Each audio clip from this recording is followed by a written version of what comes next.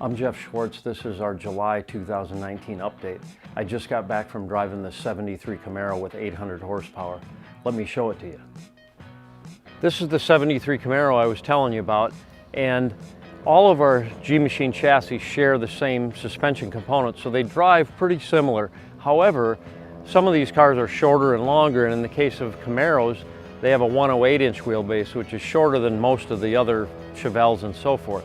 So the tightness of the responsiveness with the shorter wheelbase just makes it a little more nimble car, and combined with our chassis, it just feels like, you know, a modern sports car, you know, not unlike a Porsche or Corvette or something like that, but very light on its feet.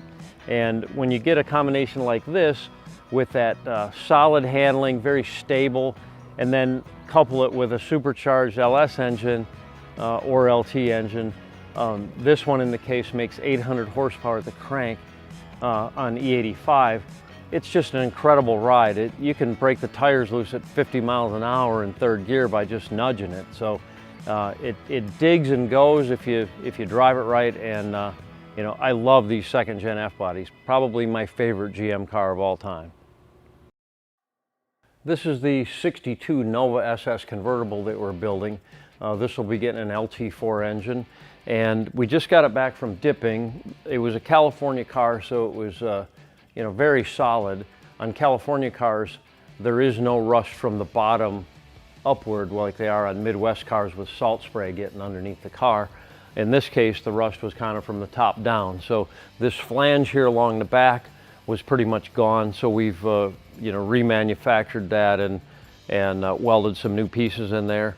And then the trunk pan, water got inside underneath the trunk mat and you know, perforated the metal in the center of the trunk. So we put a new trunk piece in there, welded that in. So it's very minimal rust, and I always love working on the California Southwest cars. And you know, this one just has a minimal amount of repairs. We're going to keep the quarter panels and just repair the lower areas where we had a little rust issue.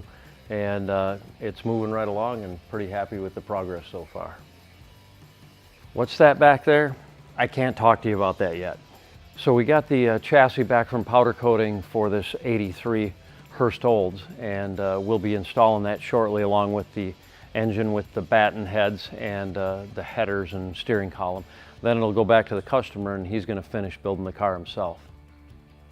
We've been to the dyno a couple times with this Eleanor Mustang, and we're having a few issues with the knock sensors retarding the timing. So we've investigated you know, the exhaust system vibrating and causing the sensors to sense knock, and we discovered a couple little problems. We had an O-ring on the supercharger that was installed properly from the factory, causing a vacuum leak, and so we think we're about ready to go to the dyno one more time. So hopefully the 3 times is a charm, and that'll get resolved on this go around.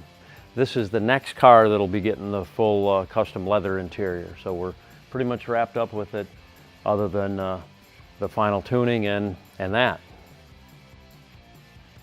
This 71 Cuda just got the interior completed, and we've got a rear exhaust section that still needs to be coated. So as soon as we get that done, we'll be putting that back on and doing some test driving. So as you know, we use a lot of GM, Ford, and Chrysler crate engines in our builds, and we do a lot of engine modifications to those engines as well. So what we got here just came in today, and obviously there's a crate engine in here. So the first person to send us an email, info@schwartzperformance.com, and properly identifies the engine in this crate will get a free Schwartz Performance t-shirt. This 54 Studebaker showed up the other day, and if you know me, you know that I love oddball stuff, especially Studebakers. So I'm really excited to be able to finish this for the customer and create what he envisioned for this car. So looking forward to this one in a big way.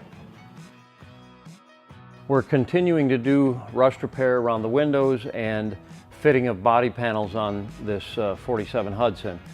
We have the the custom chassis we built bolted to the body to hold everything in place.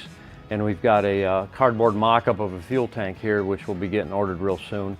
And it's moving along nicely. The next step is it's going to be going into the chassis shop one more time to have the engine placement of that 392 Hemi figured out, as well as the front and rear suspension installed on this chassis and ride height determined and so forth. So we got the wheels and tires here, and looking forward to that final stage of the chassis completion. We're nearly completed with the mock-up phase of this 79 W30 Oldsmobile Cutlass. We still have to fabricate the coolant pipes. We've got the shock tower braces in there now, and we've got the ignition components mounted. You can see we're doing the wiring harness, terminating the wires and finishing up the wiring on it. And we've fitted seats and shifter. We still have to put a hole through the floor for the shifter cable if we can't use the stock one, of course. And then it should be getting blown apart and painted real soon once we final fit the bumper. This 67 Malibu or Chevelle arrived recently. This is kind of unique in that it's also a post car, which we've seen around here in other body styles, which has a completely different rear window. The normal Chevelle has kind of a fin coming off the sides of the back window, and this one doesn't have that. So anyway, the owner started building it and ran out of time, so we're going to finish the build and then strip it and paint it and get it back to him ready to rock and roll and drive down the highway. This has got a big block in it, obviously, so it should rip pretty good. You've seen this big block powered Chevelle before, and we've put a few miles on it, and this thing is just a beast. With 900 horse at the crank on this Schafroth built big block, this thing just wants to run. Customer's coming in this Friday from the East Coast, and he's going to see it for the first time and test drive it. So should be shipped off to him pretty soon, and he can start burning rubber. So that's pretty much all we have for this month. We will be running this car at Road America in mid-August and Auto Club Speedway in Fontana, California in September.